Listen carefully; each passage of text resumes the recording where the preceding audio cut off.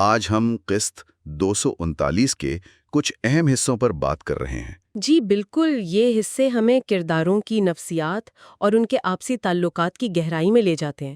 خاص طور پر کریم کی جو قسمت رہی، پھر دریا کی گرفتاری ہوئی، اس کے کیا اثرات ہوئے، ان سب پر غور کریں گے۔ کہانی شروع ہوتی ہے کریم کی حالت سے، جو کہ بہت ہی نازک ہے۔ جی انتہائی تشویشناک، اور گھر والے خاص طور پر والدہ وہ تو بس دعائیں ہی کر رہی ہیں۔ گل بھی بہت پریشان ہے۔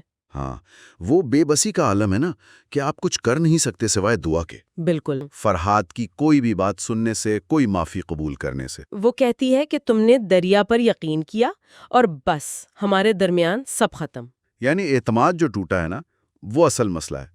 اور وہیں قدرت بابا بھی ہیں، وہ دلان کو تسلی دے رہے ہیں، باران کی زندگی کے خطروں کے حوالے سے۔ ہاں، ان کی باتیں ہمیشہ کی طرح گہری ہوتی ہیں۔ کریم کی حالت اچانک بگڑ جاتی ہے، اور ڈاکٹرز کی کوششیں ناکام ہو جاتی ہیں۔ جی، اور وہ انتقال کر جاتا ہے۔ وہ امید کا اچانک ٹوٹ جانا نا، وہ صدمے کو اور بڑھا دیتا ہے۔ خاندان پر تو جیسے قیامت گزر جاتی ہے، خاص طور پر باران، وہ تو بالکل سکتے میں ہے۔ ظاہر ہے، بھائی سے کیے وعدے، وہ ادھورے خواب سب یاد آتے ہیں۔ پھر تعزیت کا سلسلہ شروع ہوتا ہے، لوگ آتے ہیں۔ جی، لوگ جمع ہوتے ہیں، دعا ہوتی ہے۔ تو اب سوال یہ رہ جاتا ہے کہ یہ اتنا بڑا نقصان خاص طور پر باران کے کردار کو کیسے بدلے گا؟ اس کے آنے والے فیصلے کیسے ہوں گے؟ یہ واقعی سوچنے کی بات ہے۔